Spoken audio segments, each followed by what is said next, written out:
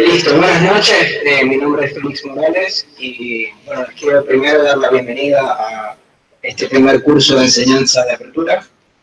Apertura es una sociedad psicoanalítica que es un programa de investigación científica que hoy el doctor Wittgenstein les va a presentar un poco. En realidad son un 18 clases, creo que tiene este curso de enseñanza que hemos preparado. Algunas de ellas son teóricas, donde vamos a presentar diferentes aspectos del programa de investigación científica. Es decir, hoy vamos a hacer un paneo general, una introducción, y después en cada una de las diferentes clases vamos a hablar sobre uno de los puntos. Y después intercalados tenemos algunos prácticos, donde vamos a, más bien, no centrarnos tanto en la parte de qué es lo que está en el programa de investigación, sino más bien relacionarlo con algún caso o algún texto teórico que pueda también surgir relevante a las últimas clases. Hay dos modalidades, tenemos la modalidad presencial y tenemos la modalidad online. En la modalidad presencial ya no están ustedes acá, y en la modalidad online tenemos creo que unas otras 50 personas aproximadamente que nos están viendo de diversos lugares. Y al final, tanto las personas que están en la modalidad presencial como las personas que están en la modalidad online, se les enviará un link para que puedan ver la clase de nuevo y referirse a ella de nuevo. Bueno, creo que eso es todo por ahora. Los dejo con Alfredo, que les va a presentar, digamos, un programa general, o sea, un esbozo general de lo que es el programa de investigación científica de Apertura.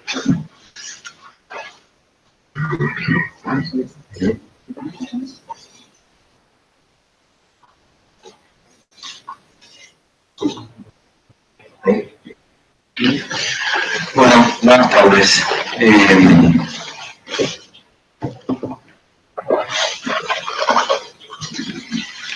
El tiempo que disponemos para esta actividad es relativamente corto, es 1 hora 15 minutos, con lo cual voy a hacer una presentación muy sucinta, muy abreviada.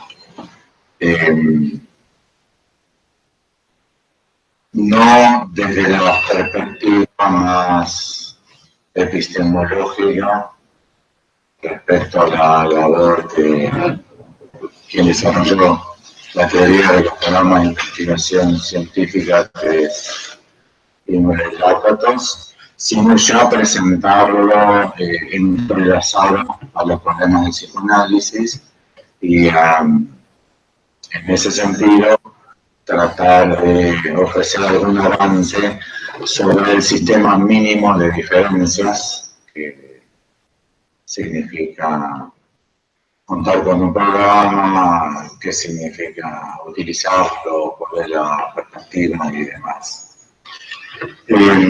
Según yo entiendo la cuestión, todas las sociedades de analistas poseen un programa de investigación.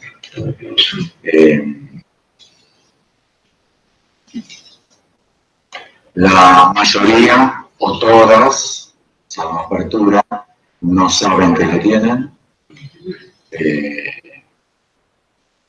Incluso muchas que lo tienen no solo no saben que lo tienen, sino que rechazan la idea de tenerlo. No se posicionan frente a este debate bajo la perspectiva de nosotros no tenemos programa de investigación científico y la sociedad científica, la sociedad de analistas no debe contar con un programa de investigación. Justamente les voy a presentar unos pocos desarrollos de Lakatos,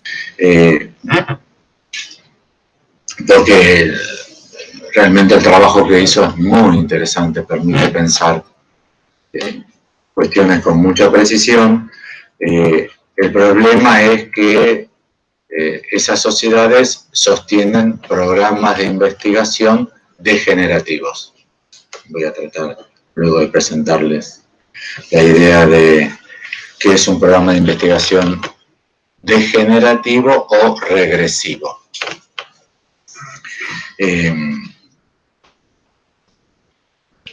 Si lo pensamos un poquito entre nosotros, en nuestras coordenadas, esta problemática de programa de investigación científico en una sociedad de analistas, el posicionamiento es claro, el psicoanálisis no es ciencia, así que ya el programa de investigación científico queda descartado porque el psicoanálisis no es ciencia. Respecto a investigación, en sentido estricto, en psicoanálisis, según yo entiendo, y ojalá tengamos un ratito para debatirlo, no se investiga. Psicoanálisis lo que se hace, en el mejor de los casos, en general los psicoanalistas se reciben, lo que es una desgracia. Entiendo que se reciban los psicólogos, los médicos, los arquitectos. Incluso lo entiendo más que nada por un problema legal de habilitación y licencia. Pero además del psicoanalista que se recibe, o sea, que supone que ya sabe qué tiene que hacer y cómo se hace lo que tiene que hacer,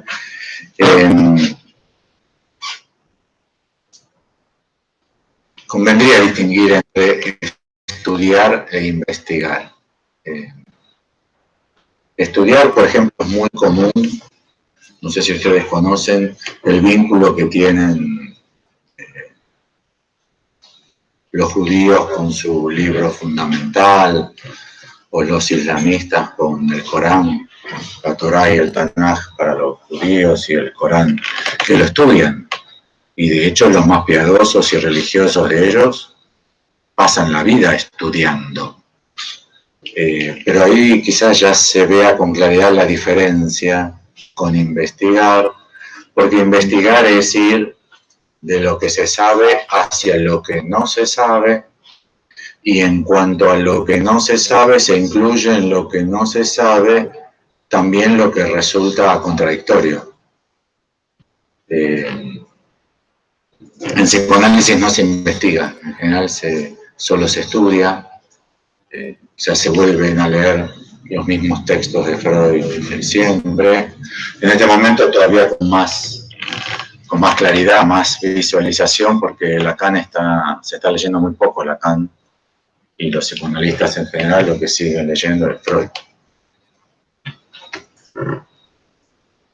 Y por otra parte, ese estudio que se hace, o sea, ese volver a leer, es un volver a conectarse con lo que ahí decía, exactamente como lo hace un judío piadoso o un islamista piadoso con sus textos sagrados, que es estudiarlo para volver a conectarse. Hay mucha comunidad que lo que le pasa a los psicoanalistas.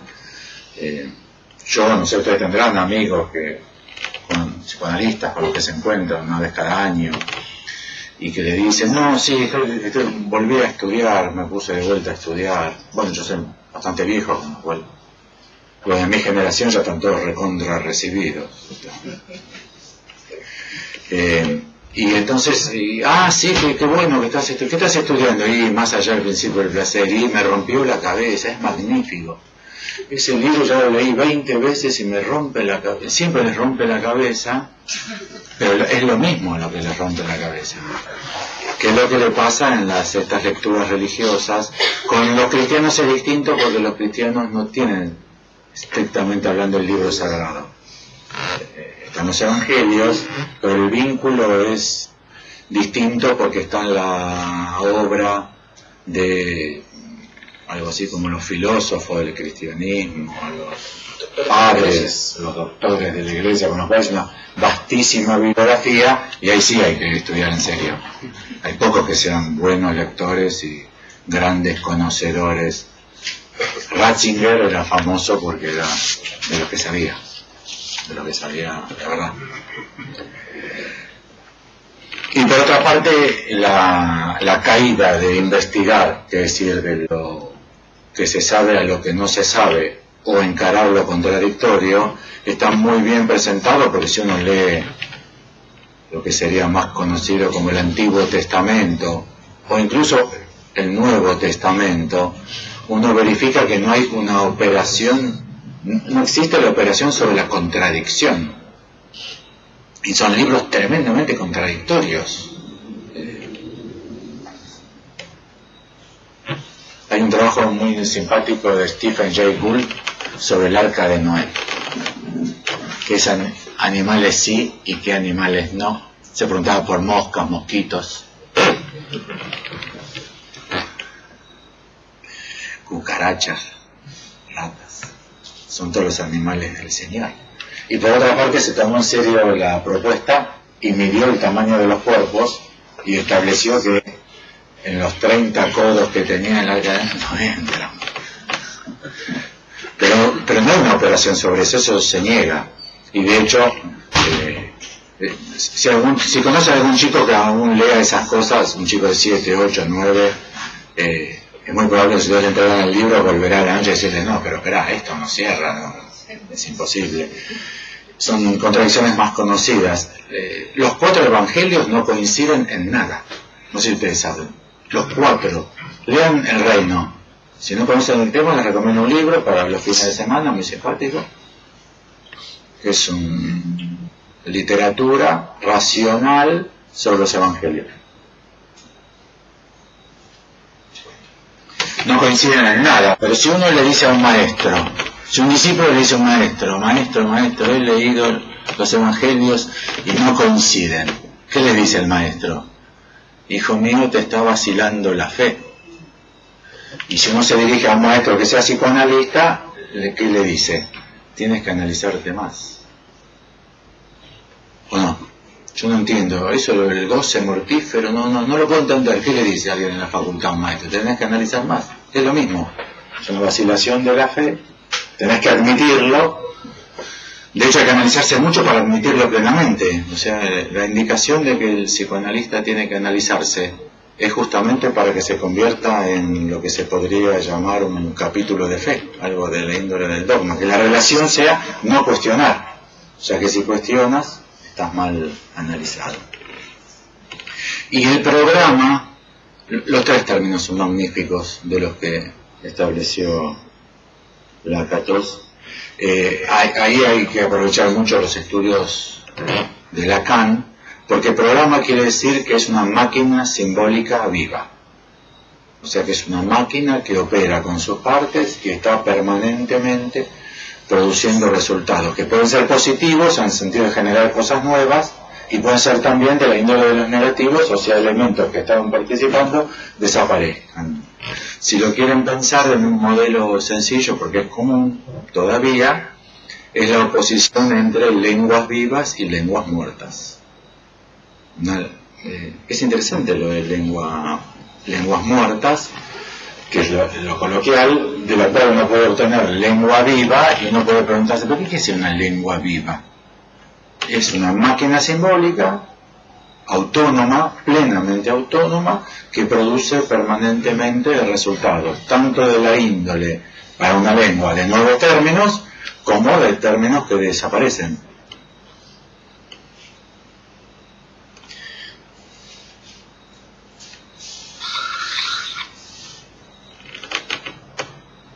Que nadie maneja ni controla. Que nadie maneja ni controla. Bueno, el detalle para avanzar sobre el programa de investigación científica lo tomaremos del modelo teórico de Imre Lakatos. Pobre tipo, nació Imre Lifshitz y tuvo que cambiar por Imre Molnar para escapar de los nazis, y después Imre Lakatos para escapar de los soviéticos. No lo pudo hacer, él era húngaro, participó de la revuelta antisoviética de Hungría y estuvo 3 años preso hasta que pudo escapar. Después es que por tanto cambio ya decidió dejárselo Imre Lakatos. Imre Lifshitz, entonces 1922-1971, matemático, filósofo y epistemólogo. Hay un relato donde dice que eligió el Lakatos porque le parecía más proletario y que los soviéticos se le perdonarían. El modelo teórico para pensar la ciencia, que a nosotros nos interesa porque también es una forma de plantearse qué es el saber en su modalidad de saber racional. Y entonces para Lakatos es fundamentalmente una estructura de teorías, hipótesis e ideas. O sea, está bien curado en este punto de lo empírico. No es como para Freud, que ciencia es observar neutralmente los fenómenos, tomar registro de los mismos y luego obtener conclusiones o saber a partir de la generalización de los casos. Para Lakatos, entonces, es una estructura de teorías, hipótesis, ideas que solamente es sustituido por otra estructura. Yo cuando empecé a estudiar Lakatos, lo que me pareció un incentivo para darle una vuelta más que a todos los otros epistemólogos que estudié, es que es el único que plantea explícitamente al conjunto de ideas o hipótesis como estructura. Y respecto de la estructura de teorías, hipótesis e ideas, él dice que hay un núcleo central, lo que modernamente se llamaría un núcleo duro, que son las hipótesis que caracterizan al programa, lo estrictamente diferencial de otro programa.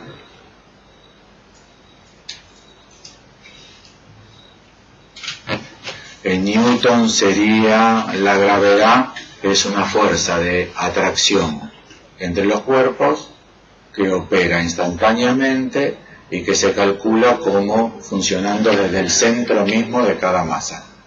Eso sería el núcleo duro de la física de Newton. Y la de Einstein sería que frente a la presencia de una masa se produce una deformación del tiempo-espacio. Con lo cual ya ven que hay todo conjunto enorme de consecuencias, porque en uno trabaja un tiempo, una modalidad de tiempo que es la kantiana, pero que tiene que producir la salvedad que funcione instantáneamente.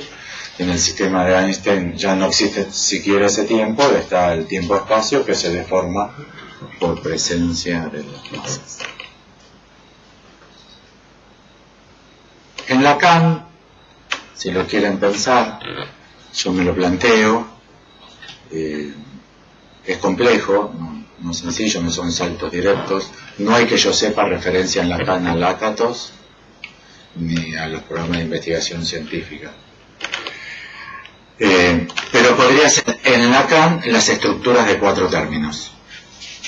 Podríamos tomarlo como las estructuras de los 4 términos del esquema Z, del esquema R, del esquema I, del grafo del deseo, de la cadena borromea de 4. Las estructuras de 4 elementos.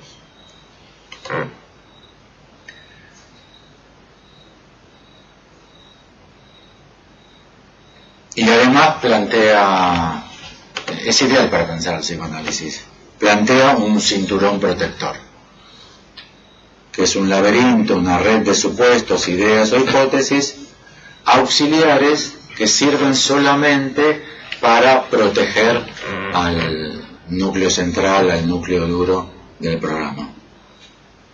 Este cinturón protector, hay que estar advertido, puede cambiar.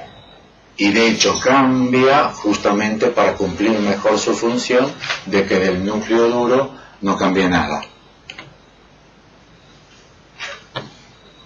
Un caso muy evidente de una modificación sustancial del cinturón protector para que del núcleo duro del programa científico del psicoanálisis no varía nada, es goce mortífero. Es un concepto inexistente en Freud, en Melanie Klein, Winnicott, en Anna Freud, inexistente absolutamente en Lacan. De hecho en Lacan es insostenible el goce mortífero, pero desarrollado por Jacques Miller cumple perfectamente la función de que el núcleo duro de los conceptos freudianos generados a partir del 1900 sigan siendo incuestionables para todos aquellos que sostienen ese programa de investigación. Con este modelo lo que se plantea para entrar para Lakatos en la discusión científica es la potencia heurística. Heurística es una palabra es poco utilizada por nosotros, pero quizás le pesquen la raíz por eureka, o sea, la idea de lo he descubierto, de descubrir.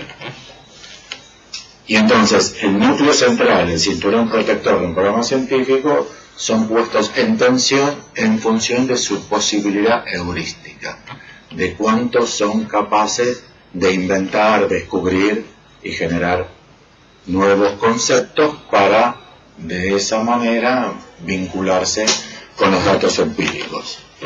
Y ahí entonces es donde hay para Lakatos heurística positiva y heurística negativa. La heurística positiva son las líneas de investigación, guía y orientación de las investigaciones en forma de variables refutables para descubrir nuevos fenómenos. En ese sentido, en apertura, por ejemplo, planteamos el psicoanálisis por venir. O sea, lo planteamos desde la... No es que lo hayamos logrado, pero nuestra posición, nuestro intento, nuestro trabajo es hacia un psicoanálisis por venir. Pero hay también una heurística negativa, que es tener fe en el núcleo central del programa, y es una operación para que no se vea afectado, protegiéndolo de la falsación. Es toda la posición del psicoanálisis de retorno. O sea, todo el trabajo de retorno a Freud, retorno a Lacan, Dios quiera que no sea pronto, pero ya se va a venir seguro el retorno a Miller.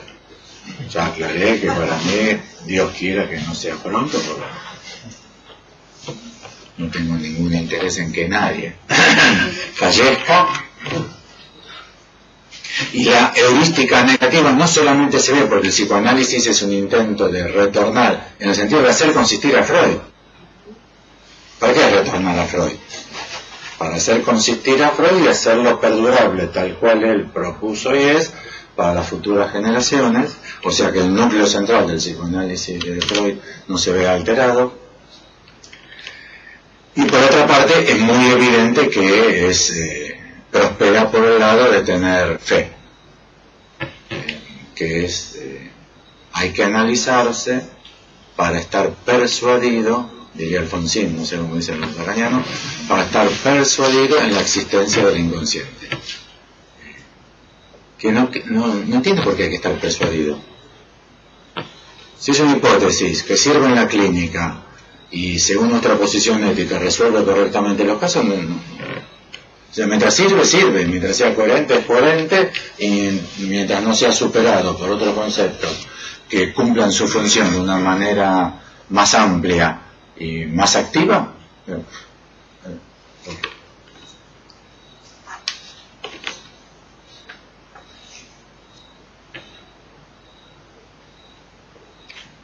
Y entonces, los programas de investigación sostenidos en heurística negativa son programas que Lakatos propone llamar degenerativos versus a los que tienen una heurística positiva, que son los progresivos. Los programas de investigación científica, los degenerativos, no predicen nuevos fenómenos. En psicoanálisis se ve con una claridad absoluta. O sea, los transexuales modernos son perversos, son psicóticos, ¿entienden? En vez de decir, la sociedad ha cambiado tanto que ahora hay un nuevo tipo de posicionamiento humano. En algunas fichas de aviones, uno dice hombre, mujer, otro. No sé si ya les tocó. ¿Nunca les tocó? Viajan poco. Hombre, mujer, otro. Incluso habría que agregar no sabe, no contesta, porque más de uno, o de una, de une, más de une, podría decir, no sé, yo no sé. Hombre, mujer, no sé, no contesto, no sé. Que es un fenómeno nuevo, pero nuestra impresión es que no, en psicoanálisis no hay fenómenos nuevos, todo tiene que ser reconducido al sistema de diferencias que Freud estableció alrededor del año 1890. Es francamente degenerativo. Sobre esto sí, dos citas de Lacan para que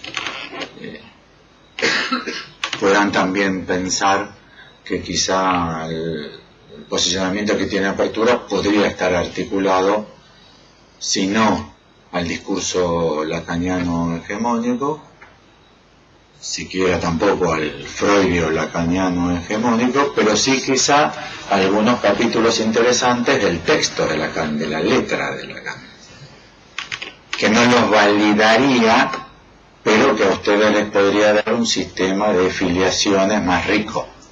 ¿Entienden? Podría verse en la obligación de sacar a Lacan del lacanismo y ponerlo en otra posición, ya que de la posición canónica que el lacanismo, del freudio lacanismo tiene, revisando la letra de Lacan, uno podría descubrir que tiene una posición que no coincide.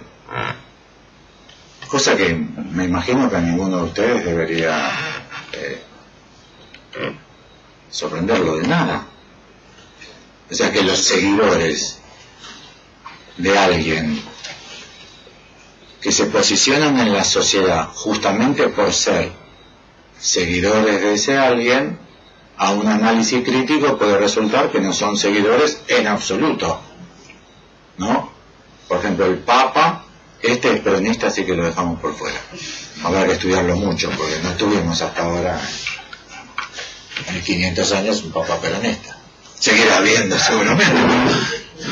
Para hacer la serie y estudiarlo seriamente. Pero hasta Ratzinger, hasta el anterior, hasta que el que renunció, era el vicario de Cristo en la tierra. No sé, ¿vicario de qué? De Perón. Sí, yo creo que de Perón, pero bueno, sería el primer papa vicario de Perón sobre la tierra.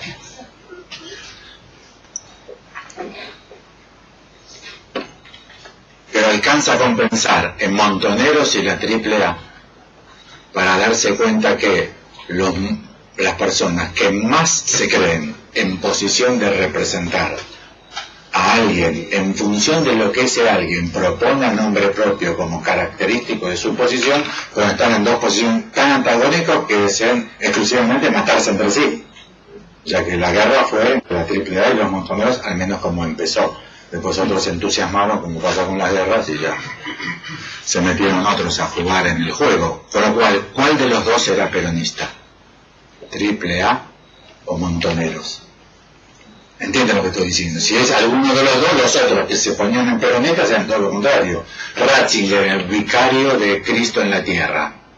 Guantes de seda blancos hasta acá, anillo de oro así, zapatitos rosa, 4.000 euros en una zapatería de Roma, la estola de bisón, Cristo.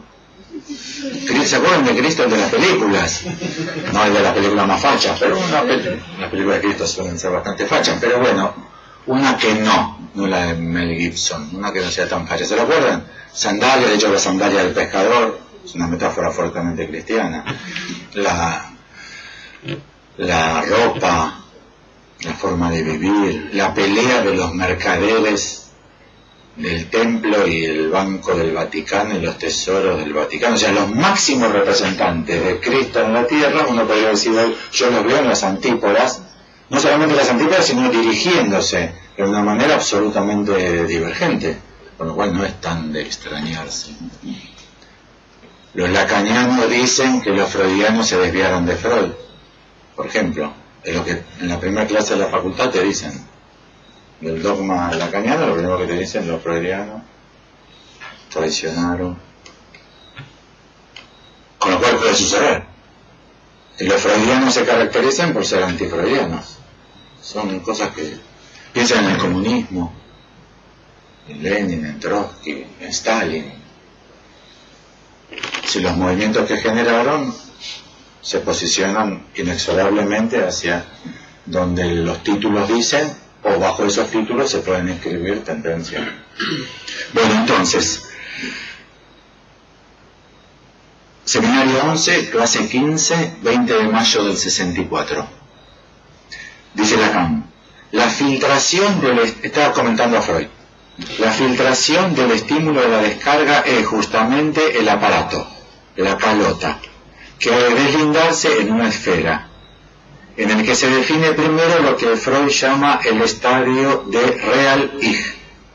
En su discurso le adjudicará el calificativo de autoerotisch. Todo esto en alemán, Real-Ich y autoerotisch, lo reconoce Lacan en alemán. Sigue, escuchen. Como tenían que situar esto en algún momento del desarrollo, y como la palabra de Freud es para ellos el Evangelio, los analistas sacaron la conclusión de que el lactante le es indiferente todo lo que le rodea. Es como para preguntarse cómo no se ha desmoronado todo en un campo cuyos observadores atribuyen un valor tan aplastante a los artículos de fe por encima de la propia observación. Miren que los psicoanalistas dicen que aprenden de la clínica.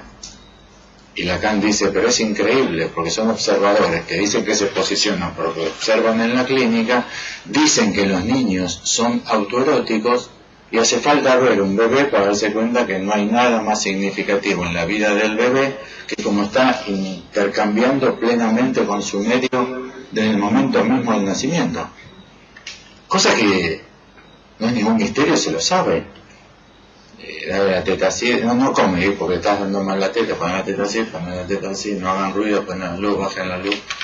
Ahora, como las mujeres se han independizado tanto del rol de la vieja mujer, en los sanatorios donde hay un poco de plata hay puericultoras. O sea, le tienen que decir a las mujeres cómo hacer de madres. Y es muy sensible que el niño llora y patalea como un salvaje a las 24 horas de nacer, cuando estuvo con su madre. Viene la puericultora, le da los otros consejos y el chico no llora más. Eso lo vieron, lo saben al menos, o lo pueden pensar. Están pocos chicos ahora que quizás... La segunda, un poco más adelante todavía. Seminario 23, clase 1, 18 de noviembre del 75. Dice Lacan, en efecto la interpretación opera únicamente por el equívoco. Es preciso que haya algo en el significante que resuene. Resulta sorprendente que esto no se les haya presentado de ningún modo a los filósofos ingleses. Los llamo así porque no son psicoanalistas. Creen con una convicción, ven que están puestos como en la fe, ¿no? Que creen con una convicción inquebrantable que la palabra no tiene efecto. Se equivocan. Piensan que hay pulsiones. O sea, también creen en que hay pulsión.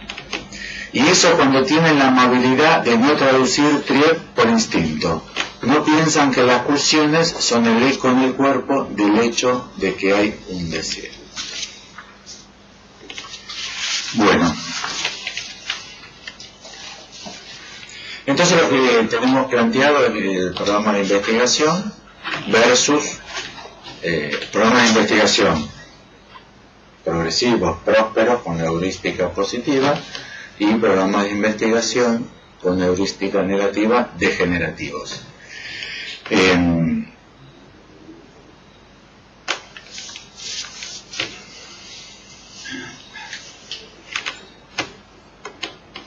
Artículos de fe. Me pregunto, no me animé a ponerlo. Hay que meter.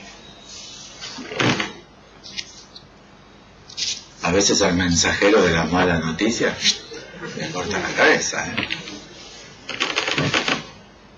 Pensé si tener como artículo de fe: las personas para ser analistas no deben analizarse. Pero no lo puse porque no me animé. Puse otros 8 artículos de fe.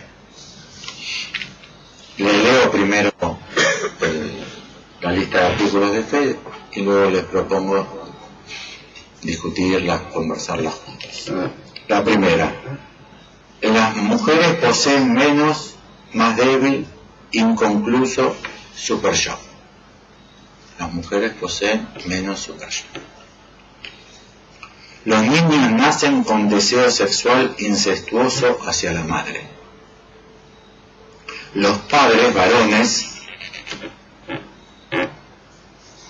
Los padres varones ponen límites a las pulsiones y deseos de nacimiento de sus hijos. Hay reacción terapéutica negativa. Los hijos, cuarta, ¿no? Los hijos encarnan la satisfacción del narcisismo de los padres.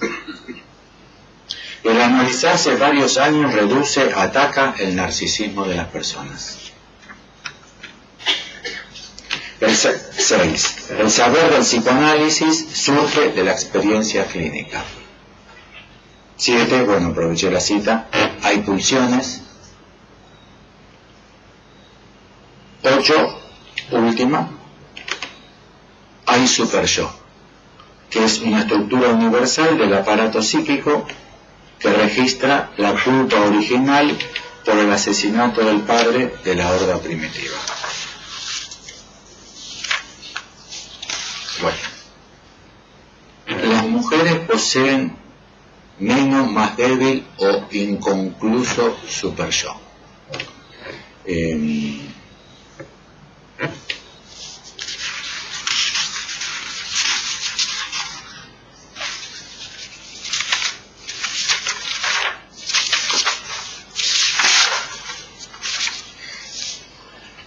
Volví a la cita de Lacan, donde Lacan dice: a las mujeres no les falta nada. Es un error concluir que los análisis de las mujeres terminan en la envidia del pene. Pero analicémoslo. Nosotros no estamos munidos de las mejores herramientas para hacerlo, porque habría que tener profundos conocimientos sociológicos, antropológicos, e incluso hoy día entremezclados con cuestiones ideológicas y politicólogas. Pero si nos animamos a hablar así, a la sans-façon, como hacía Freud, ¿no creen ustedes que las mujeres tienen muchísimo más superyo que los hombres? Pero muchísimo más. Si no, 3 ejemplos. Después ustedes dan todo lo que quieren en sentido contrario. 3 ejemplos. Hospitales públicos, salitas de atención. ¿Quién está ahí sosteniendo? Con frío, sin plata, saliendo a las 4 de la mañana, 80 bondis de mierda, todos de pájaro, huelga, les afanaron 7. ¿No son las mujeres? ¿Quién trae el niño a vacunación? No es la madre, la tía, la abuela, la vecina. Nunca un puto hombre van a encontrar, ¿eh?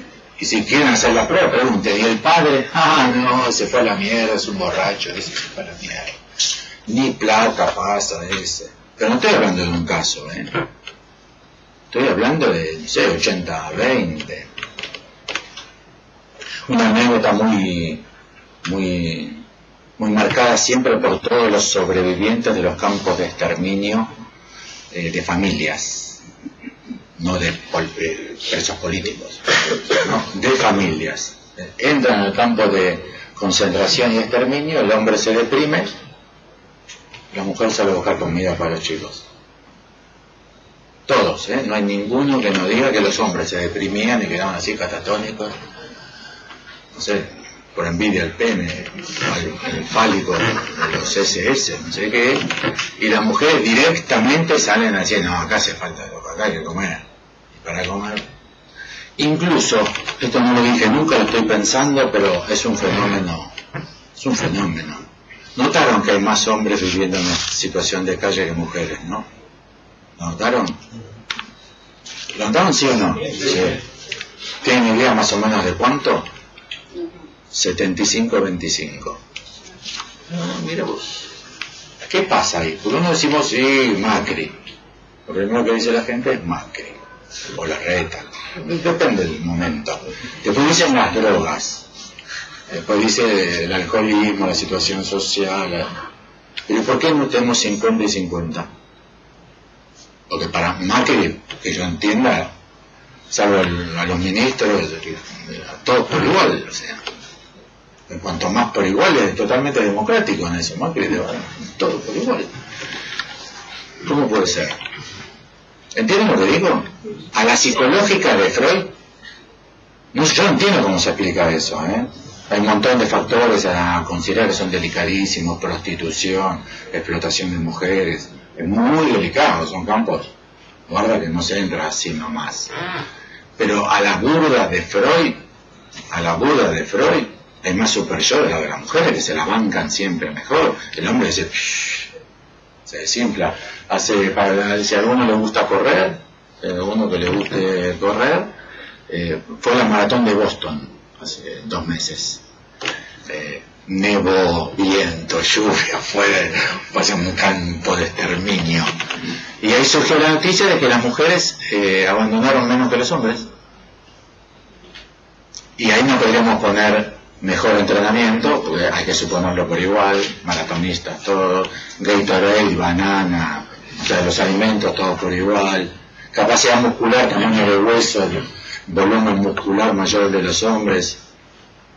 Los hombres tenían mucho frío, aparte los hombres, la verdad, si el aparato reproductor estuviese en la panza de los hombres, no habría un puto niño hace 7 millones de años. Los hombres no somos capaces de tener un chico, pero nos da un miedo. La idea de que las mujeres tienen menos super yo en la época de Freud es machismo patriarcal ultraderecha de 1860 de los hombres que se dejaban la barba larga y va al club donde no pueden entrar las mujeres. Eso es clarísimo. Pero que se diga hoy, que se lo enseñe en la facultad de psicología hoy, es una barrabasada observacional. ¿Entienden lo que digo? Es observacional. Los niños nacen con deseo sexual incestuoso hacia la madre, o sea, la base del Edipo. ¿Alguno de ustedes me puede dar alguna observación que justifique semejante delirio vergonzoso de decir en forma pública? Realmente, a ver, ¿qué? Porque Freud dice que sí, y que es evidente. Uno puede decir es evidente por cómo se manifiesta en la clínica. En la clínica se manifiesta como X. Y Freud dice que hay un Z que justifica un X. Pero, ¿qué justifica esta flecha? O sea, que puede ser A, lo que... ¿no? Los niños nacen con deseo sexual hacia la madre. Yo les propongo, ¿no creen ustedes más bien que lo que sucede es que la gente desarrolla afectos muy intensos cuando convive con alguien muchos años y está al cuidado de alguien? El portero, la nana, como dicen en América Latina. O sea, ¿no han observado eso? Que la gente que es cuidada muchos años con cariño por alguien lo quieren.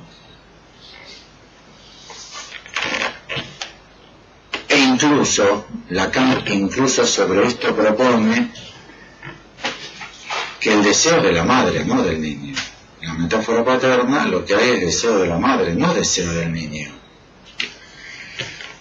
Los padres varones ponen límite a las pulsiones y deseos del nacimiento de sus hijos. Esto son de las cosas más oscuras para la sociedad. ¿Ustedes realmente creen que alguien pone límites a alguien? O sea, lo que les pregunto es, ¿ustedes creen realmente que los niños son criados? La verdad, O el problema de la crianza aparece cuando el chico a las 3 de la mañana está saltando arriba de los sillones con el control que no deja jugar al padre al jueguito de fútbol que está jugando el padre, que le saca el jueguito de fútbol a 3 de la mañana gritando con un zarpado. ¿No aparece ahí la idea de a estos chicos que ponerle límites? Lo que yo les pregunto a ustedes, ¿a los niños se les pone límites? O esa es una idea que se aplica en nuestras sociedades opresivas cuando hay una falla en el sistema, que hace falta que intervenga una psicóloga infantil para que le diga a la madre, bueno, no se está inyectando merca todo el día.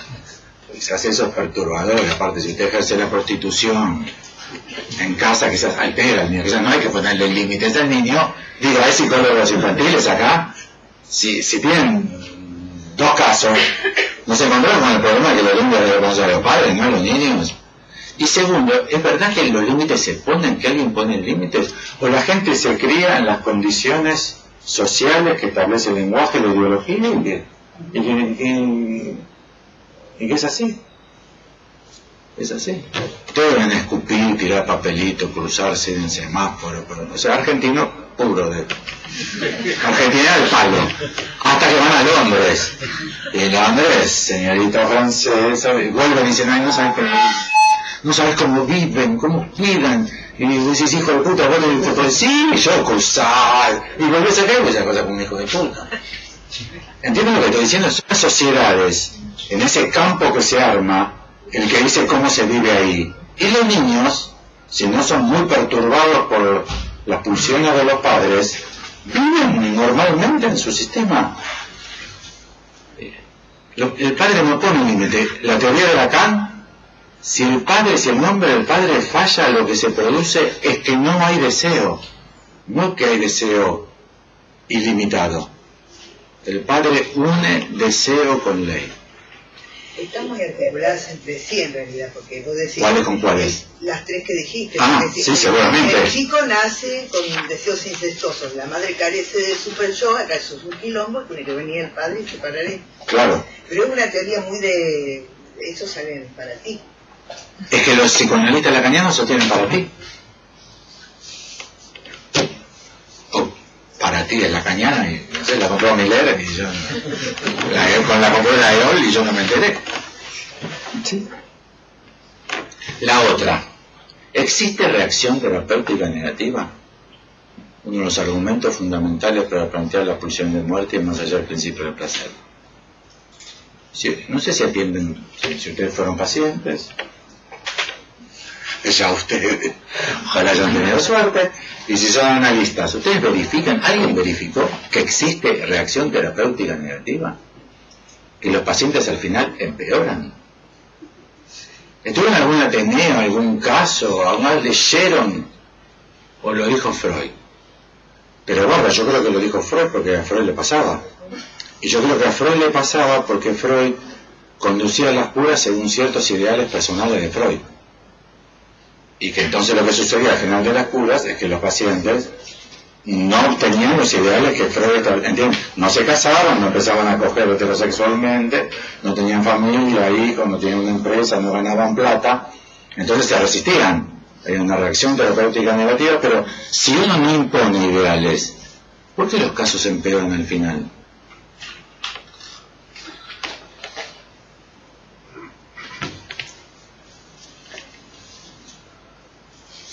Si alguno fue a la Facultad de Psicología y no le enseñaron esto, que levante la mano igual primero, Sí. Los hijos encarnan la satisfacción del narcisismo de los padres. Falsísimo, falsísimo. El narcisismo de los padres, o sea, de las personas entre 25 y 40, 45 años.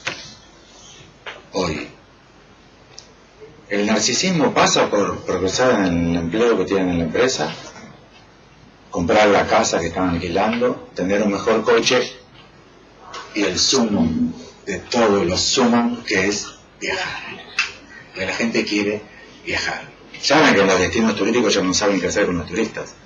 Es un problema ecológico. Búsquenlo en Google. Se ríen, búsquenlo en Google. Existe ya incluso un odio al turista en ciudades que viven de los turistas porque ya es insoportable porque la gente lo único que quiere es viajar. La plata mejor invertida. Ahora, ¿ustedes verifican que la gente quiera primero eso o hijos? Segundo, hijos. Lo pueden verificar estadísticamente porque no hay hijos. Hay viajeros, pero no hay hijos. De hecho, muchísimas poblaciones de las ricas en las que se dan el lujo no tienen hijos.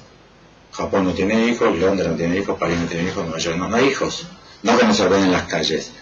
Que la tasa de nacimientos está en 1.1 y 1.2. ¿Entienden lo que eso quiere decir? Entran dos adultos, entran dos personas y tienen una tasa de reproducción de cada dos, 1 o 1.2. Entienden que la sociedad está en proceso degenerativo. Primero envejece y luego van a desaparecer. Ya se calculó cuándo va a desaparecer la sociedad japonesa. De hecho, porque no tienen inmigrantes. ¿Quién va a ir a Japón? No entiende nada. Pero aparte las mujeres son muy distintas allá, No es un chiste grosero. Por otra parte, el menor estudio de hijos dice así: los ricos no tienen hijos y los pobres se llenan de hijos. Hay una estadística muy interesante. China estableció un control de natalidad propia del Partido Comunista Chino.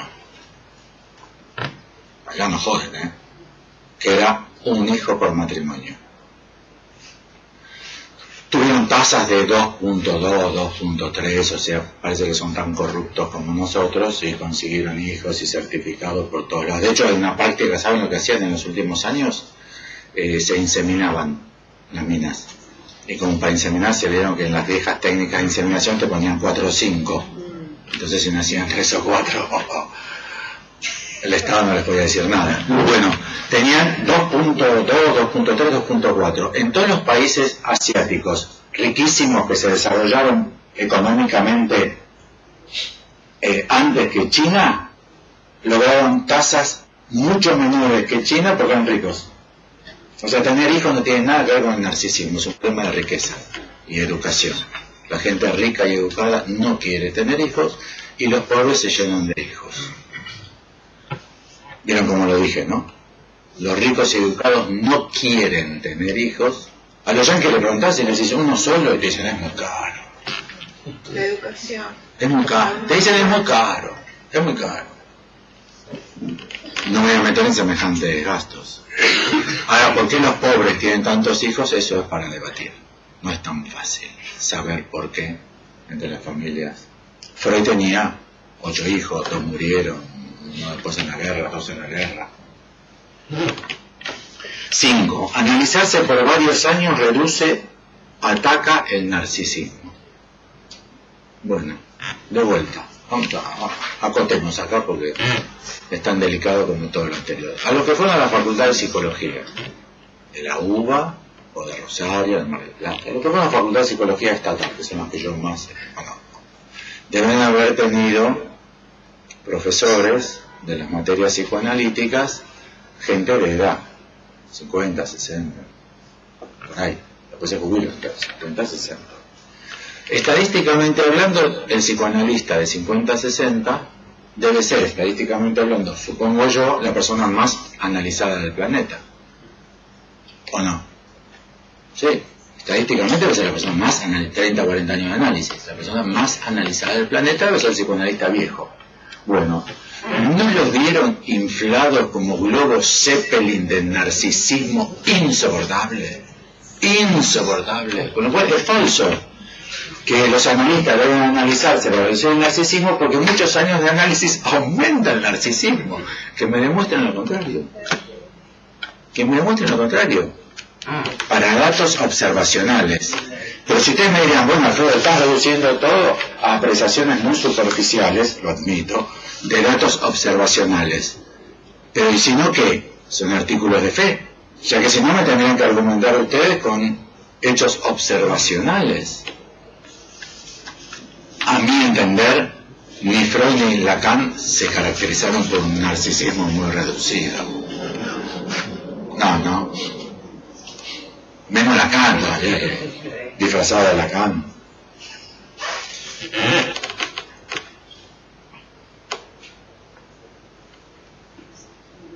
Super yo. Estructura universal del aparato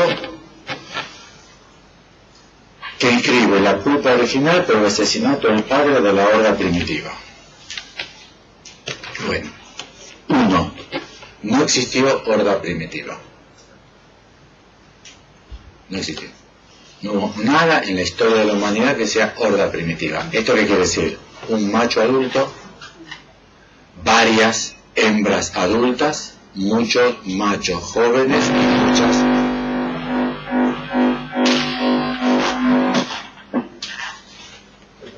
No existió. Eso no sucedió. Todos los yacimientos antropológicos hasta ahora en todo el planeta dan muchos machos adultos, muchas hembras adultas, muchos jóvenes machos y muchas jóvenes hembras. O sea, eso no existió. Por otra parte, la idea de un padre que goza de todas las mujeres,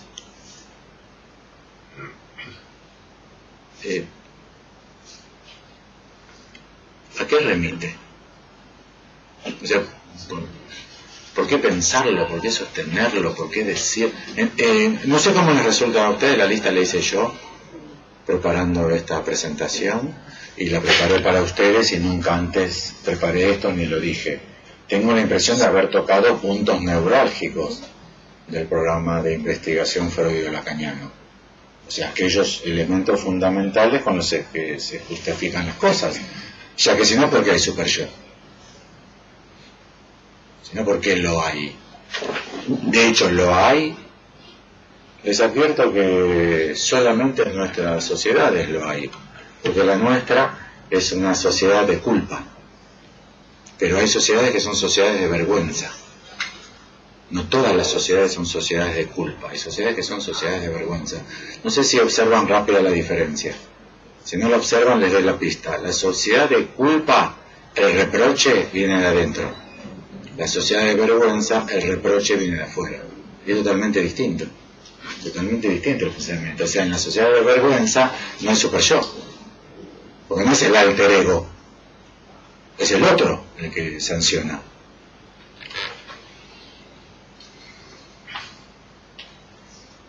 Dodge da el ejemplo de la Hélade antigua en la época de Hesíodo, y para nosotros me parece que hasta hace unas buenas décadas sería Japón. La diferencia entre Japón, ya desapareció, ya se hicieron muy occidentales, pero antes se enganchaban a un gerente en algo medio raro, se suicidaban. Ahora ya se hicieron occidentales y se busca un abogado, como Lópezito, un buen par de valijas, un convento, pero hasta hace una... Y entienden la diferencia, ¿no? No se puede empezar, pero ¿por qué ellos se suicidan y nosotros no? Quizá porque no funcione lo mismo si la recriminación viene de afuera, si da vergüenza, o si viene de adentro y da culpa. Con lo cual ni siquiera yo, ello y super yo son posibles de sostener fuera de artículos de fe. Quizás no haya nada que sea super yo. Sí puede ser que tengamos sentimientos de culpa, pero una vez que vos sacaste el artículo de fe de la universalidad, ya no tenés que preguntarte por alguien que no lo tiene. ¿Entiendes? Ya no es anómalo o llamativo que alguien no lo tenga, ya que ¿por qué debería tenerlo? Es muy frecuente entre nosotros que haya sentimientos de culpa, o incluso, podríamos decir así, fue muy frecuente en la época de Freud. Quizás, así como hay sociedad de culpa y sociedad de vergüenza, la nuestra deje de ser una sociedad de culpa y nos encontremos en la clínica cada vez más sin sentimientos de culpa. Bueno, la otra, hay pulsiones. Para Lacan no hay pulsiones. Para Lacan,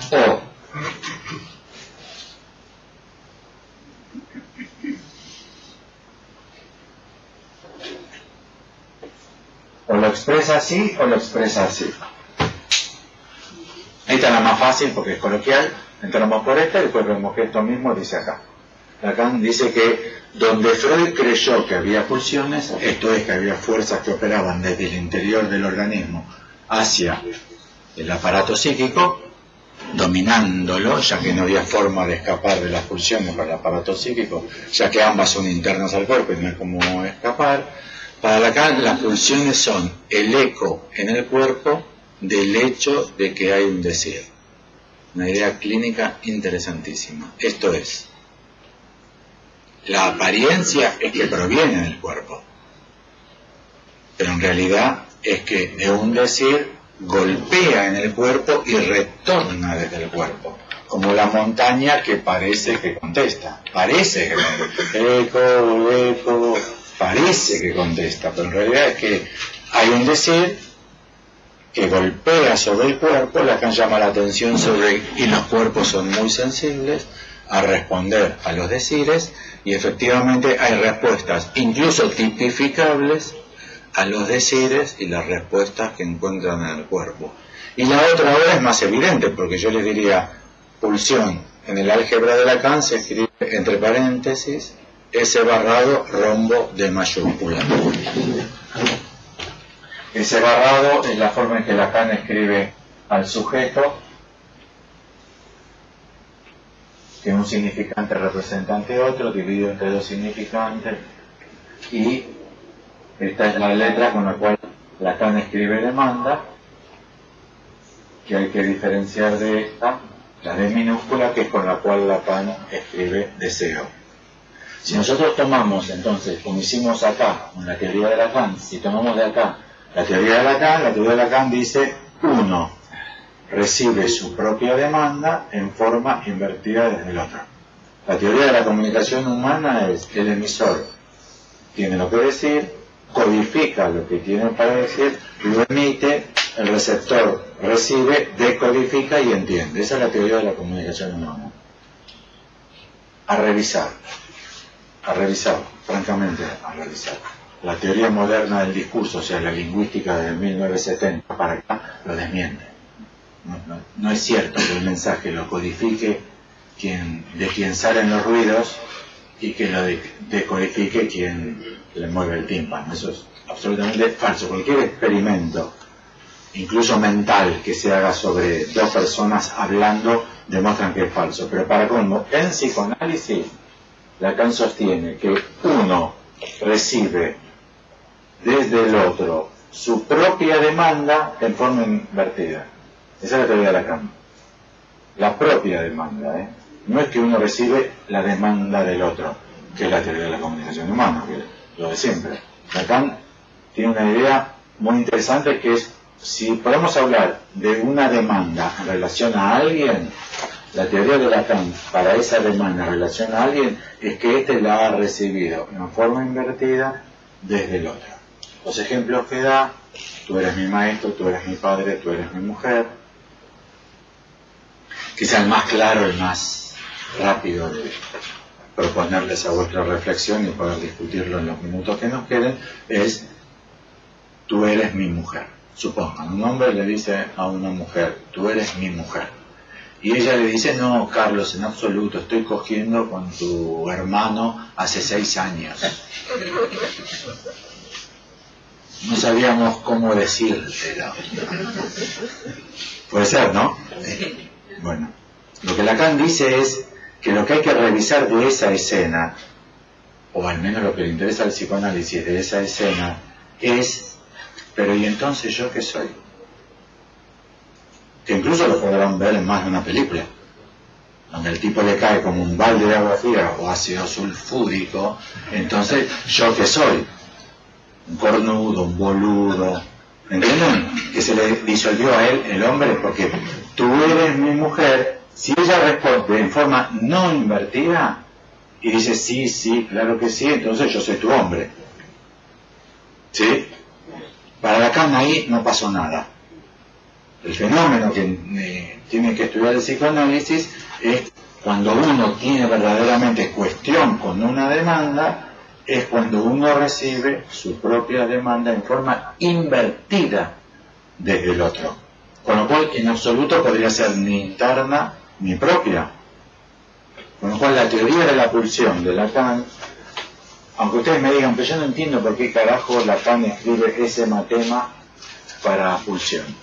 Perfecto, ya somos dos, no hay ningún problema. Lo que yo estoy diciendo es que no podemos creer, como creen los psicoanalistas, en la existencia de la pulsión de muerte o del goce mortífero, creyéndolos como esenciales, propios, internos, de nacimiento, al menos desde la teoría de Lacan.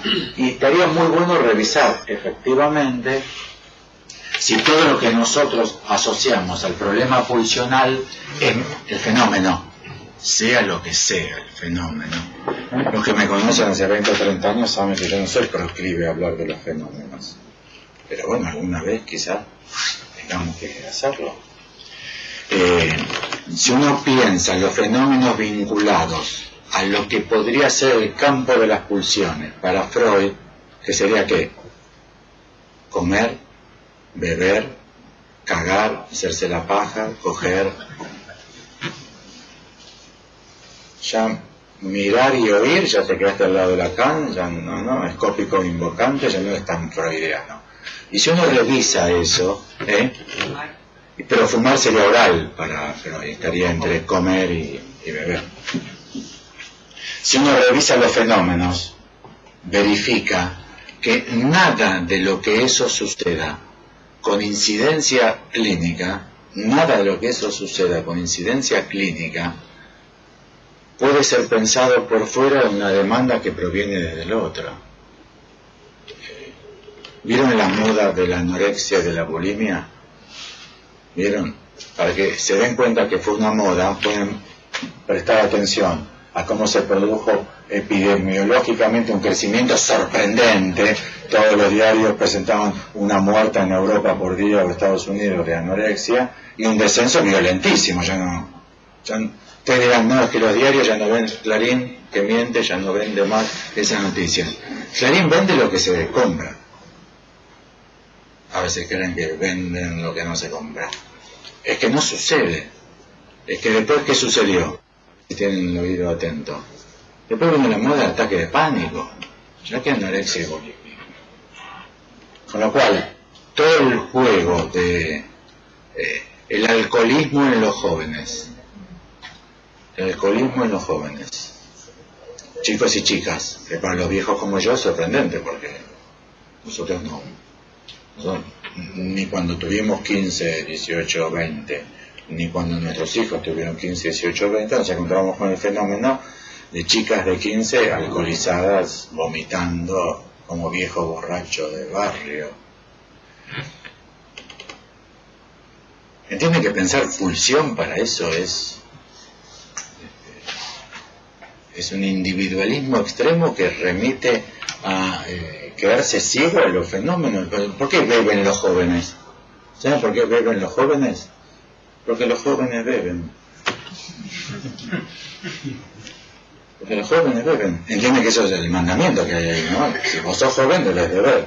Si no, si te dicen, no probaste, qué maricón, te quedas a casa de mamá y de papá, hay que como fumar, o como drogarse, como snifear. En Japón no cogen más, no hay interés de coger. BBC Mundo, para ver en video, así que no hay que leer. Una buena recomendación para ver el video, no hay que leer. BBC Mundo, el sexo de los japoneses. Que son testimonios, más o menos 45 minutos de testimonio, donde especialmente la queja de las mujeres, de que los jóvenes, los hombres jóvenes, maduros, no tienen interés de coger. No que estamos reprimidos, porque uno puede imaginarse un Japón muy reprimido, no tienen interés. Y el promedio de relaciones sexuales entre clases medias, que surge del estudio de la BBC, que suelen ser bastante serios, es de 1 por año, un polvo por año, 1 por año. Acá hay pacientes que testimonian con vergüenza, no, un poquitísimo, cogemos poquitísimo, no sé si llegamos a 1 vez por semana. Pero, ¿por qué se coge? Los psicoanalistas todavía están muy creídos de que existe una pulsión, un deseo sexual, que hay ganas que te vienen de adentro, y es falsísimo. Incluso parejas con cierto juego al respecto, en general tienden a aceptar, porque es muy evidente, una ley dinámica del sexo, que es la siguiente. No sé si se las ven, ¿no? Vamos a ver. Cuanto más se coge, y cuanto menos se coge, menos se coge. Es como una... ¿Lo vieron? La inercia en las parejas de que empiezan a coger y se ponen a coger y siguen cogiendo y vamos cogiendo un montón. Y de pronto sucede algo, qué sé yo, y dejan de coger. Con lo cual se nota que está asociado a una legalidad que no tiene nada que ver con la pulsión libidinal, con eros, con algo que provenga de testículos, como creía Freud, y de ovarios, por eso la segunda oleada de la sexualidad.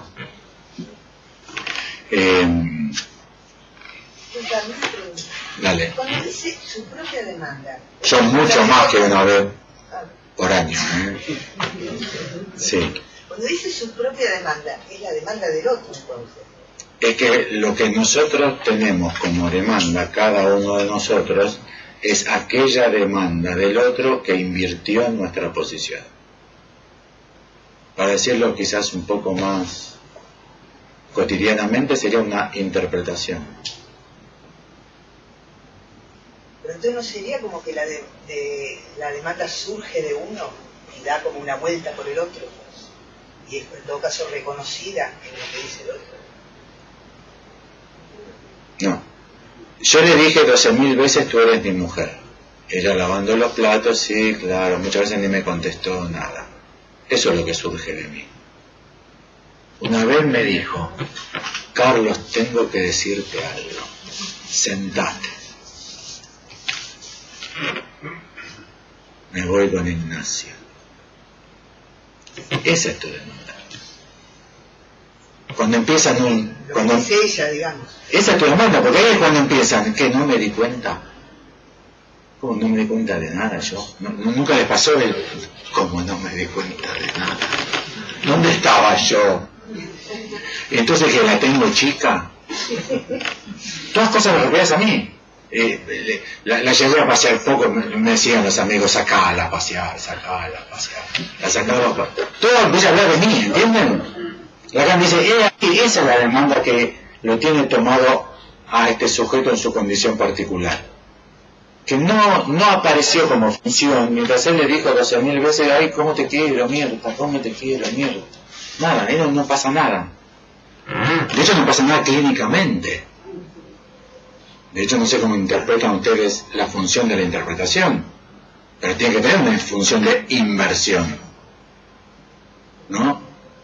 Yo creo que sí, sí, vaya tranquilo, sí. ¿Ahí qué interpretación hubo? El paciente viene, yo creo que sí, sí, vaya tranquilo, sí. ¿Qué vas a decir? No sabes cómo me rompió la cabeza hoy mi analista, ¿qué te dijo? Lo mismo que decía yo. Lo mismo que, en general cuando la gente empieza a descubrir eso, deja análisis, ¿verdad?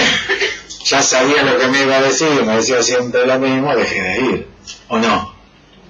Y cuando me dice siempre lo mismo, la demanda requiere sorpresa. ¿Y cuándo requiere sorpresa? Cuando desde el otro te viene algo que inquieta tu propia posición. Es increíble, pero no sé si conocen las letras de Lacan, esta es la fórmula de Lacan.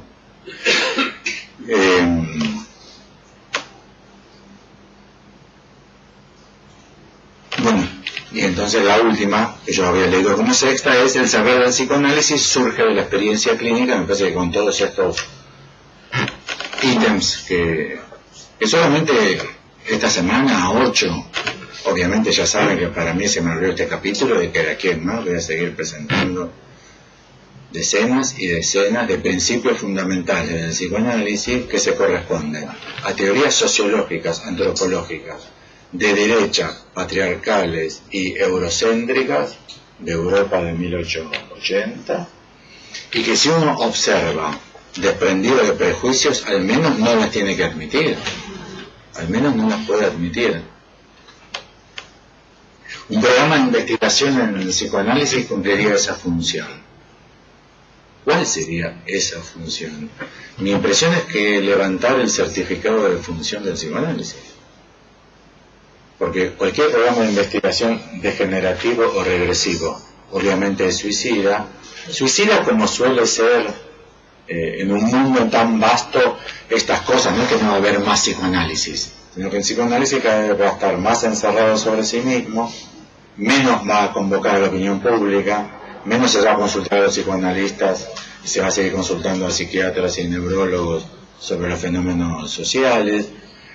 Va a quedar concentrado en cada vez tener menos lugar en los lugares públicos de discusión. Los filósofos, antropólogos, sociólogos menos nos van a tomar en cuenta. Vamos a desaparecer del intercambio porque tenemos nuestra posición es volver hacia atrás, hacia lo que dijimos, que para colmo es imposible de sostener, ya que observacionalmente son todos ridículos prejuicios decimonónicos.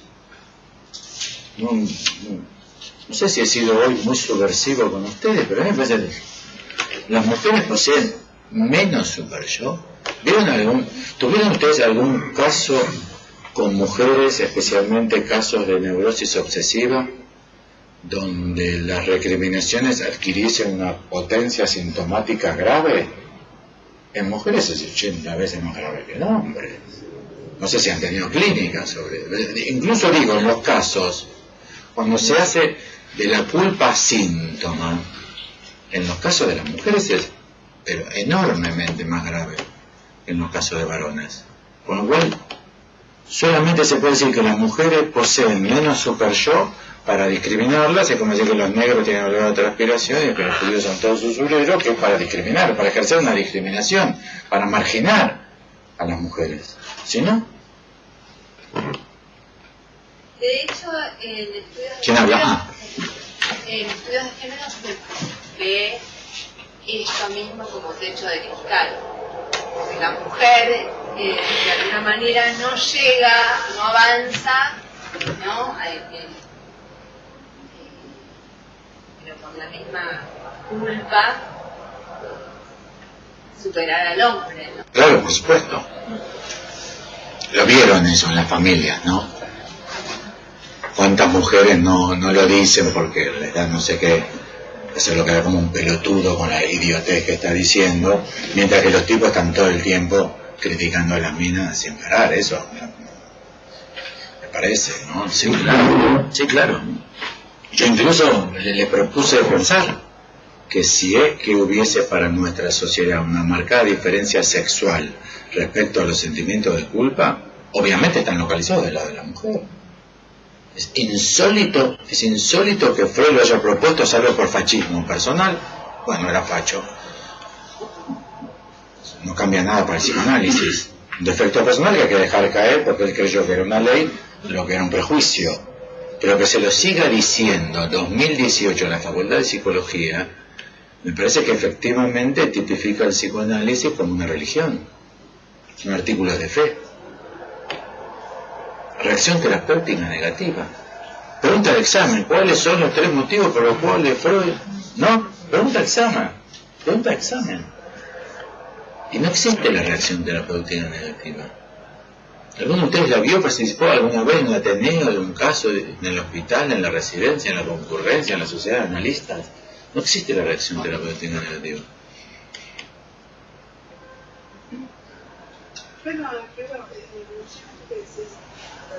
Un poquito más fuerte, ¿verdad? La voz un poquito.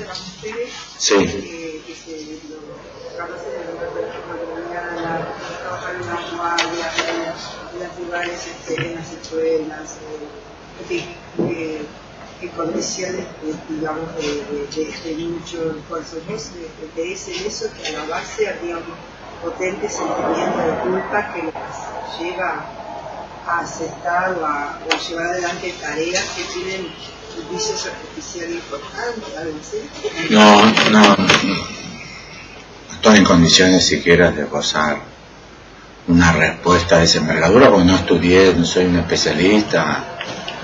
Se imagina la cantidad de estudios sociológicos y antropológicos serios que debe haber planteado sobre el problema. Pero lo que yo digo, que a nivel de la más burda observación superficial, hay un niño de 3 años en la mesa.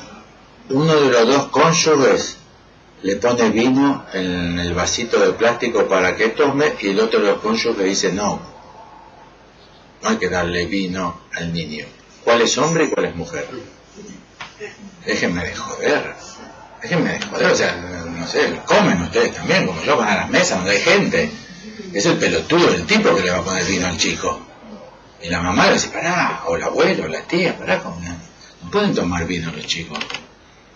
¿Tienen hígado todavía? Un poquito, no hace nada. El típico pelotudo, el tipo, el hombre, digo, el hombre típico, el pelotudo ese que todo el mundo tiene en la casa, algunos. El pelotudo típico que dice, mujer. O dejá de hacerle goles, ¿no ves que llora? Esa, hace falta tener un pelotudo en la casa para darse cuenta que le gana al hijo. Y me dice, pero ese idiota, dejá de hacerle goles. ¿No ves que tiene 2 años y llora? Y le vas ganando 7-0. ¿Tenés que jugar de verdad con él? No, bueno, pero para que se haga hombre. ¿O no? El hombre es un mamarracho, es un personaje vergonzoso de nuestra sociedad. Pero suponer que la mujer... Pero de hecho, suponer que haya super yo. Por eso, como los principios de ese digamos, Ahora, ¿por qué esto funciona así? ¿Por qué uno ve más sentimientos de culpa? Yo creo que habría que empezar a estudiar. Hay fenómenos muy misteriosos respecto al sentimiento de culpa. Por ejemplo, el 80% del personal religioso, 85% del personal religioso célibe de nuestra madre iglesia católica son mujeres. Y el 20% son hombres, que detentan el 97% de todos los cargos directivos. Hagan la cuenta, vayan a la iglesia de la esquina, hagan la cuenta, 2 más 2 es 4, no. Bueno, la pregunta claro que es como psicoanalistas, ¿por qué las minas se la bancan? Estamos hablando de 80.000 mujeres, no sé, 150.000 mujeres, ¿por qué se la bancan? Bueno, pero hay que pensarlo. ¿Estamos en la hora? Bueno, la próxima. ¿Quién expone en la próxima? ¿Irene? ¿Y sobre qué vas a exponer? Sobre estructura y significante. Bueno, muy bien, muchas gracias. Hasta la próxima.